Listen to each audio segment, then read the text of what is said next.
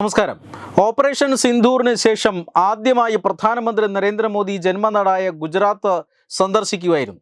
കഴിഞ്ഞ ദിവസം ഭുജിൽ നടത്തിയ പ്രസംഗം ആവേശത്തോടു കൂടിയാണ് ഇന്ത്യൻ ജനത ഏറ്റുവാങ്ങിയത് എന്ന് നമ്മൾക്കറിയാം. ഗുജറാത്തിൽ അദ്ദേഹത്തിന് വീരോജ്വലമായ ഒരു സ്വീകരണമാണ് ലഭിച്ചത്. ഒരു പ്രധാനമന്ത്രി എന്ന നിലയിൽ ഓപ്പറേഷൻ സിന്ദൂർ പോലെയുള്ള നിർണായക സൈനിക നടപടി, ആ സൈനിക നടപടിയുടെ വിജയം, അതിൻ്റെ കൃത്യത, അത് ശത്രുവിലേൽപ്പിച്ച പ്രഹരം, ഇതെല്ലാം മനസ്സിലാക്കിയ ഒരു ജനവിഭാഗമാണ് പ്രധാനമന്ത്രി നരേന്ദ്രമോദിക്ക് വലിയ സ്വീകരണം ഒരുക്കിയത്. അദ്ദേഹം ഗുജറാത്തിൽ റോഡ് ഷോയിൽ പങ്കെടുത്തു. കേണൽ സോഫിയ ഖുറേഷിയുടെ കുടുംബാംഗങ്ങളടക്കം ആ റോഡ് ഷോയിൽ പങ്കെടുക്കുന്നത് നമ്മൾ കണ്ടതാണ്. ഗുജറാത്തിലെ ഭുജ് പാകിസ്ഥാൻ അതിർത്തിയോട് ചേർന്ന് കിടക്കുന്ന ഒരു പ്രദേശമാണ്. കടലായും അല്ലെങ്കിൽ കരയായും പാകിസ്ഥാൻ്റെ അതിർത്തികൾ പങ്കിടുന്ന ഒരു പ്രദേശമാണ്. പാകിസ്ഥാൻ അതിർത്തിയിൽ നിന്നും കിലോമീറ്ററുകൾ മാത്രമാണ് ഇതിൻ്റെ അകലം. അവിടെ നിന്നുകൊണ്ടാണ് പ്രധാനമന്ത്രി നരേന്ദ്രമോദി പാകിസ്ഥാനെ ഇന്നലെ വറുത്തുകോരിയത് എന്ന് തന്നെ പറയാം. പാകിസ്ഥാനെ അതിനിശിതമായി വിമർശിച്ചു. മാത്രമല്ല, പാകിസ്ഥാൻ മര്യാദയ്ക്ക് റൊട്ടി ഭക്ഷിച്ചിരിക്കുന്നതാണ് നല്ലത്.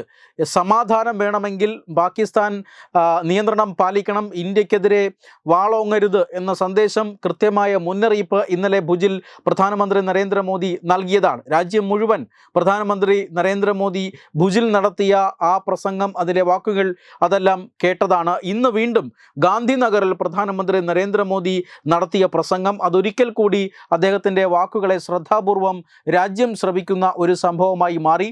അതായത് ഓപ്പറേഷൻ സിന്ദൂറിൽ നടന്ന വളരെ പ്രധാനപ്പെട്ട ചില കാര്യങ്ങൾ ആണ് അദ്ദേഹം എടുത്തു പറഞ്ഞത്. ഓപ്പറേഷൻ സിന്ദൂറിന് മുമ്പും അതിനുശേഷവും എന്ന രീതിയിലേക്ക് ഇന്ത്യ പാകിസ്ഥാൻ ബന്ധം മാറാൻ പോകുന്നു എന്നാണ് പ്രധാനമന്ത്രി നരേന്ദ്രമോദി ഇന്ന് ഗാന്ധിനഗറിൽ ഊന്നി പറഞ്ഞത്. അതായത് വർഷങ്ങളായി പാകിസ്ഥാൻ ഇന്ത്യക്കെതിരെ നിഴൽ യുദ്ധം നടത്തുകയാണ്. പ്രോക്സി വാർ എന്നാണ് നമ്മൾ അതിനെ വിളിക്കുന്നത്.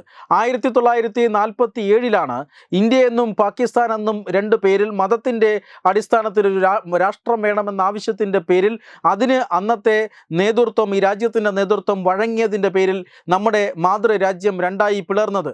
അന്ന് തന്നെ പാകിസ്ഥാൻ ഇന്ത്യക്കെതിരെ ഇത്തരത്തിലുള്ള ഒരു തീവ്രവാദ പ്രവർത്തനങ്ങൾക്ക് തുടക്കം കുറിച്ചിരുന്നു.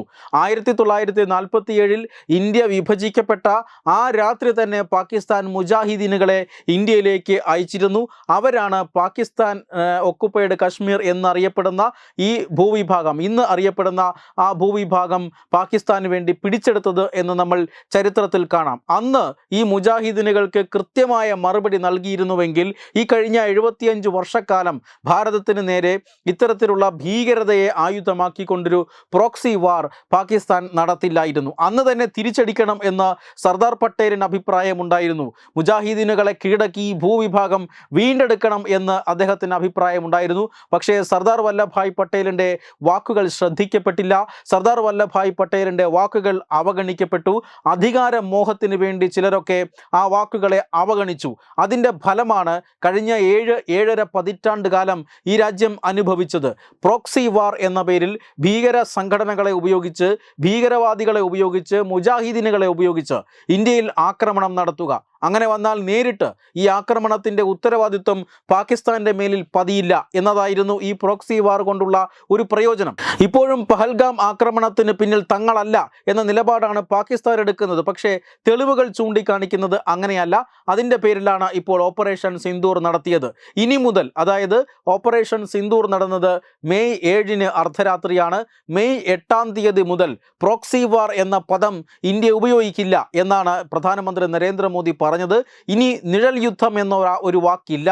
ഇന്ത്യയെ സംബന്ധിച്ചിടത്തോളം പാകിസ്ഥാൻ നടത്തുന്ന യുദ്ധം തന്നെയാകും എല്ലാ ഭീകരവാദ പ്രവർത്തനങ്ങളും. അതുകൊണ്ട് ആ യുദ്ധങ്ങൾക്ക് കൃത്യമായ മറുപടി ഉണ്ടാകും എന്ന് തന്നെയാണ് പ്രധാനമന്ത്രി നരേന്ദ്രമോദി ഇന്നത്തെ ഗാന്ധിനഗർ പ്രസംഗത്തിൽ പറഞ്ഞത്. അദ്ദേഹത്തിൻ്റെ പ്രസംഗം അദ്ദേഹം ഗുജറാത്തിൽ നടത്തുന്ന പ്രസംഗമാണ്, സ്വന്തം സംസ്ഥാനത്ത് നടത്തുന്ന പ്രസംഗമാണ്, ഓപ്പറേഷൻ സിന്ദൂറിന് ശേഷം നടത്തുന്ന പ്രസംഗമാണ്. അതുകൊണ്ട് തന്നെ അതിൻ്റെ ആദ്യ ഭാഗം മുഴുവൻ ഓപ്പറേഷൻ സിന്ദൂറിനെ കുറിച്ചുള്ള വിശദാംശങ്ങളായിരുന്നു. പിന്നീട് ഗുജറാത്തിൻ്റെ വികസനവുമായി ബന്ധപ്പെട്ട് ഗുജറാത്തിനെ എങ്ങനെയാണ് നരേന്ദ്രമോദി ഉൾപ്പെടെയുള്ള BJP മന്ത്രിസഭകൾ മാറ്റിയെടുത്തത്, അതിൻ്റെ ചരിത്രം എന്താണ് ആദ്യം ഗുജറാത്തിൽ ഉണ്ടായിരുന്നത്, ഇപ്പോൾ എന്താണ് ഗുജറാത്ത് എന്നൊക്കെയുള്ള വളരെ രസകരമായ കാര്യങ്ങൾ അദ്ദേഹം വളരെ ഹൃദയത്തിൽ നിന്നുള്ള വാക്കുകൾ ഉപയോഗിച്ച് സംവദിക്കുന്നത് നമ്മൾ കണ്ടു. പക്ഷേ പ്രസംഗത്തിൻ്റെ ആദ്യ ഭാഗം അത് രാഷ്ട്രത്തോടായിരുന്നു, അന്താരാഷ്ട്ര സമൂഹത്തോടായിരുന്നു, പാകിസ്ഥാനിലെ എല്ലാ ജനങ്ങളും കേൾക്കാൻ വേണ്ടിയായിരുന്നു. കാരണം വിജയിച്ചത്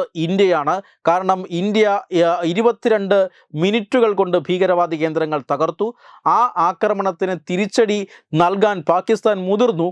പക്ഷേ 1-2 ദിവസത്തെ സൈനിക നടപടി കൊണ്ട് തന്നെ അത് അവസാനിപ്പിക്കാൻ, അല്ലെങ്കിൽ പാകിസ്ഥാൻ ഈ വെള്ള പതാക വീശി കാണിക്കാൻ നിർബന്ധിതരായി. ഇപ്പോഴും അവരുടെ എയർപോർട്ടുകൾ ICUവിലാണ് എന്ന് അദ്ദേഹം പറഞ്ഞു വയ്ക്കുന്നു. മാത്രമല്ല, ഇന്ത്യയുടെ ചരിത്രപരമായ ഒരു മണ്ടത്തരം കൂടി അദ്ദേഹം തുറന്നു കാട്ടുന്നുണ്ട്. അതായത് 1947 അന്ന് അർദ്ധരാത്രി തന്നെ ഈ ഇത്തരത്തിലുള്ള ജിഹാദി ആക്രമണം പാകിസ്ഥാൻ ആരംഭിച്ചപ്പോൾ തന്നെ ഇതേ രീതിയിൽ ചുട്ട മറുപടി നൽകേണ്ടതായിരുന്നു. പക്ഷേ അന്ന് ആ മറുപടി നൽകാത്തത് കാരണമാണ് രാജ്യം ഇത്രയും കാലം ഈ ഭീകരതയെ പേറേണ്ടി വന്നത്. ആയിരക്കണക്കിന് ജനങ്ങൾ, ആയിരക്കണക്കിന് നിരപരാധികൾ ഇതിനുവേണ്ടി മരിച്ചു വീണു. പക്ഷേ ഇനി അത് അനുവദിക്കില്ല.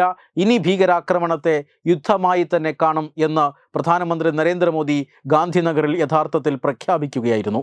വെബ് ഡെസ്ക് തത്തുമൈ ന്യൂസ്.